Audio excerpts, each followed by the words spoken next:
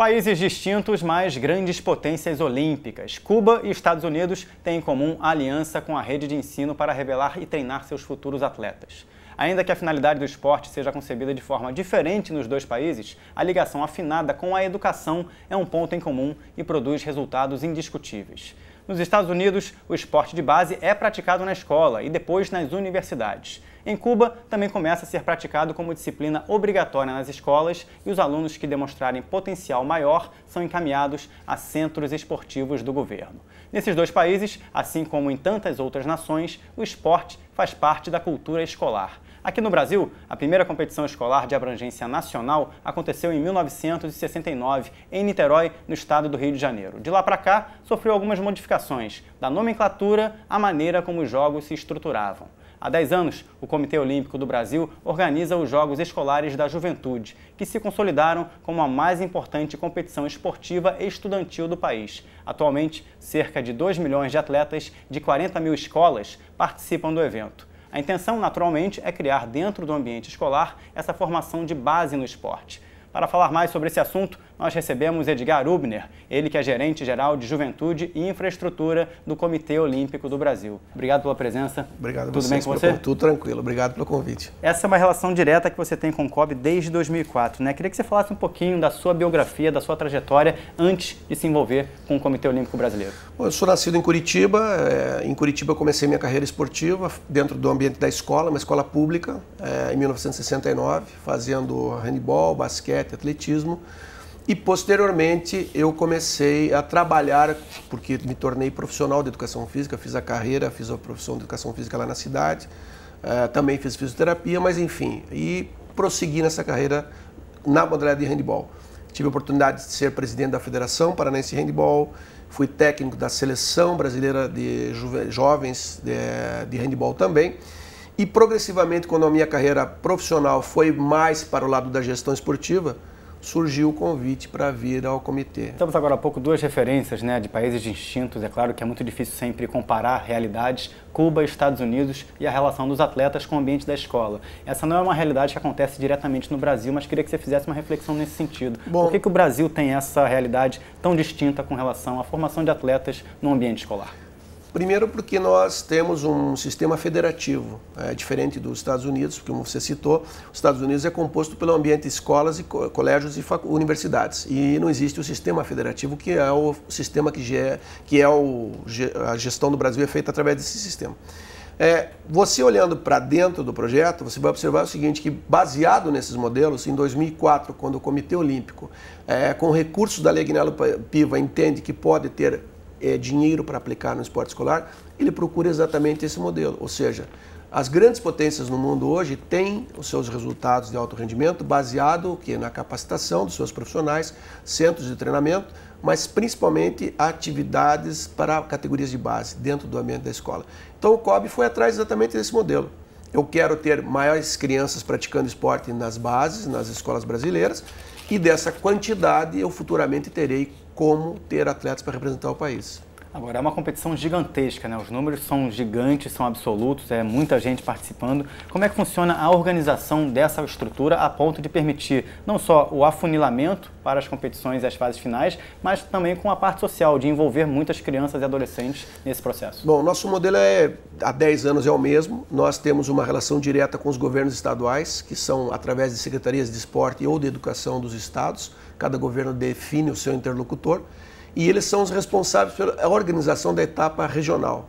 Essas etapas, às vezes, dividem-se lá no município. O modelo ideal seria o seguinte: disputa dentro de uma mesma escola, classe contra classe, depois disputas numa mesma cidade, escola contra escola, depois municípios contra municípios, até chegarem na fase nacional, que é aquela que a gente organiza. Então, o nosso relacionamento hoje acontece com os 27 gestores estaduais.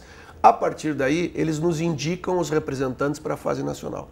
A grande mudança que nós fizemos há alguns anos é que não são mais representações estaduais, não são seleções estaduais. Nós queremos aquela escola com aquele professor que desde a base começou a disputa dentro do ambiente da cidade e veio progressivamente chegando até a fase nacional.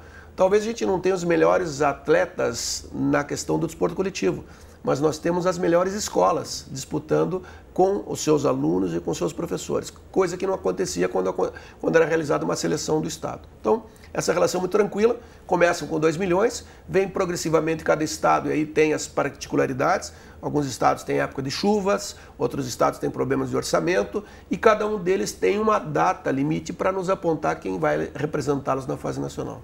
Agora, independentemente dos recursos da Lei Agnello-Piva, os investimentos feitos, segundo o Censo Escolar 2013, cerca de 31% das escolas não contam com uma infraestrutura adequada, como quadras de esporte. Como é que o COB lida com essa situação do ponto de vista de relacionamento com essas entidades? Bom, na verdade, nós utilizamos, inclusive, o censo, o último do INEP, nós estamos trabalhando com quase 200 mil escolas no país.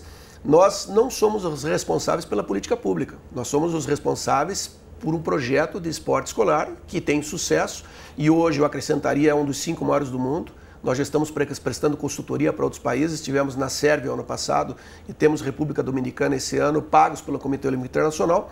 E através desse processo de nos tornarmos referência, nós evidentemente acabamos tendo um raio-x da realidade dos estados. Mas nós não interferimos diretamente no processo. O que nós temos são escolas, como você colocou, das mais distintas regiões do país, com escolas públicas e privadas nessas 40 mil escolas, que algumas com mais capacidade, outras com menos capacidade. Mas a gente se relaciona da mesma maneira. A partir do momento que ele chega para a fase nacional, ele é uma escola idêntica a qualquer outra.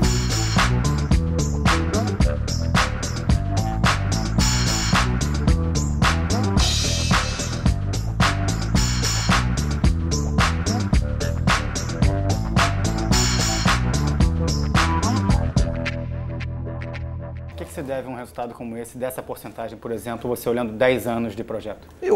Os resultados são, evidentemente, muito baseados em características das modalidades. O atletismo hoje no Brasil está muito mais voltado ou inserido dentro da escola pública. Você tem modalidades como a natação, mais dentro da escola privada. E cada uma delas tem suas características. O que a gente percebeu e que é o grande desafio que a gente tem é tornar cada vez mais o número de escolas maior na base. A fase nacional está resolvida. Nós já temos os 27 estados, nós já temos as delegações, nós temos lá quase 6 mil participantes entre atletas, árbitros e todas as equipes de organização, mas nós queremos atingir o maior número de cidades e escolas no país. Esse é o desafio.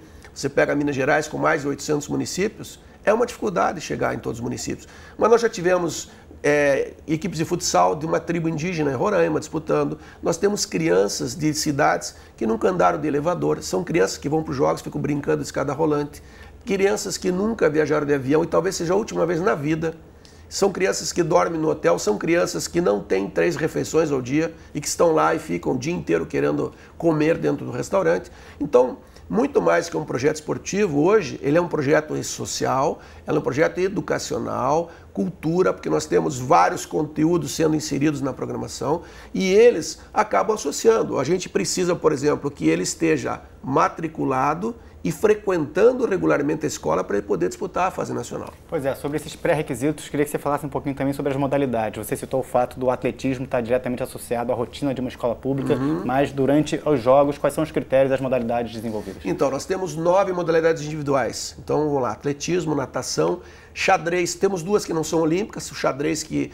é importante para a gente pela questão educacional, embora não seja uma modalidade olímpica, mas ela envolve outro tipo de público dentro do ambiente da escola. Nós temos ali o tênis de mesa, temos o badminton, a ginástica rítmica, o ciclismo, o judô, luta olímpica.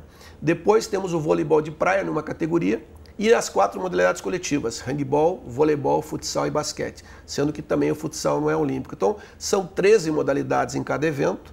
No 12 a 14 temos o badminton, no 15 a 17 o voleibol de praia e cada delegação composta de aproximadamente 190 pessoas. Então o Rio de Janeiro, quando viaja para uma etapa, vai com 192 pessoas aproximadamente. Você citou o fato do xadrez, né, de não ser uma modalidade olímpica, mas ser uma escolha. Por que se toma uma escolha como essa para uma competição com esse perfil? Porque a gente cumpre um papel importante, a gente consegue inserir mais alunos dentro do ambiente da competição. A gente não está privilegiando só aquele que é o mais rápido, aquele que é o mais alto, aquele que é o mais forte. A gente está privilegiando também um outro tipo de aluno que e qual é o direito, qual é a grande premissa básica para disputar os jogos? Ser aluno, estar matriculado e frequentando o ambiente da escola. Agora, se eu não tenho a inserção da modalidade de xadrez, eu acabo excluindo um grupo. E a gente vem trabalhando nesse conceito do xadrez porque ele, em muitas escolas do Brasil, não é o profissional de educação física que trabalha com a disciplina. É o professor de matemática, é o professor de outras disciplinas. E isso faz bem para o projeto. Ele traz um outro tipo de profissional e um tipo de aluno. Como é que são divididos os custos de um evento tão grande como esse entre as instituições públicas e o COB? Bom, hoje nós temos um sistema de candidatura para ser sede da etapa nacional. As cidades concorrem, para o ano que vem temos 9 cidades candidatas.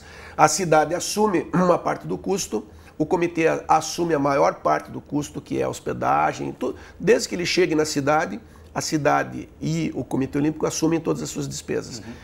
Para chegar até lá, e a etapa estadual, toda aquela realização das seletivas, é responsabilidade do governo estadual. Então ele organiza a etapa estadual, elege a equipe que vai para a etapa nacional e transporta até a fase final.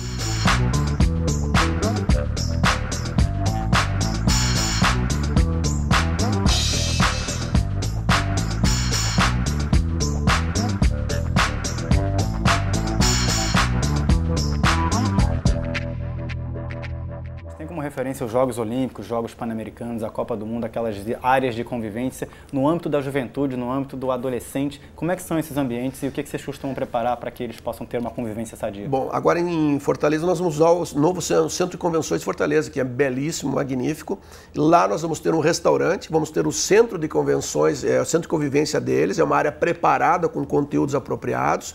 E junto vamos ter uma área de competição de luta e uma de judô, além do novo Centro Olímpico de Fortaleza que está sendo inaugurado para as competições. Então, nesse ambiente, eles vão namorar, eles vão ter acesso às bibliotecas, lan house, conteúdos de preservação de meio ambiente, questões de doping, orientações básicas, todo tipo de conteúdo educacional que a gente entenda como importante. Esse ano vamos trabalhar com o tema da igualdade, fechamos uma parceria com a ONU Mulher, e vamos trabalhar exatamente na igualdade de gênero e todo o nosso cenário, nossas atividades serão voltadas para essa questão. Jogos Rio de 2016, o que no seu ponto de vista representaria um legado para a sua atividade fim? Eu tenho perguntado isso para todo entrevistado dessa série e queria uma reflexão independente dos resultados no evento. O que para você significaria um legado para o Brasil?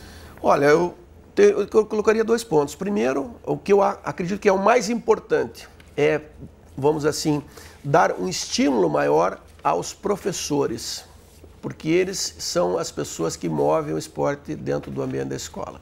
Não é a criança, não é o pai, eles são pessoas que evidentemente são importantes.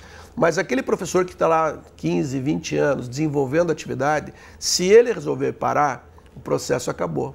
E aí não adianta ter dinheiro, não adianta ter infraestrutura, não adianta ter. Então, eu acredito que os Jogos Olímpicos estarão para ele uma motivação a mais. E para os jovens será a oportunidade também de conhecer as novas modalidades, que não são do grande público, que não são de conhecimento.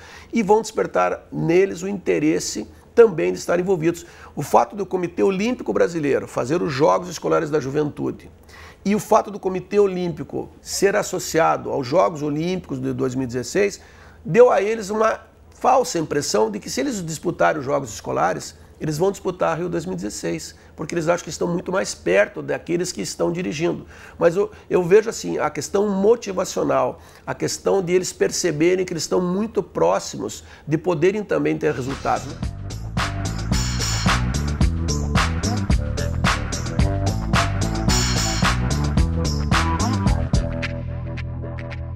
O professor é o ponto fundamental de todo esse processo.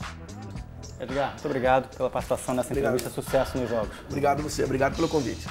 A você de casa também, o meu muito obrigado pela companhia, pela audiência. Lembrando que os nossos episódios e as coleções temáticas do programa Entrevista estão disponíveis na internet. Acesse futura.org.br/entrevista. Até a próxima, pessoal. Tchau, tchau.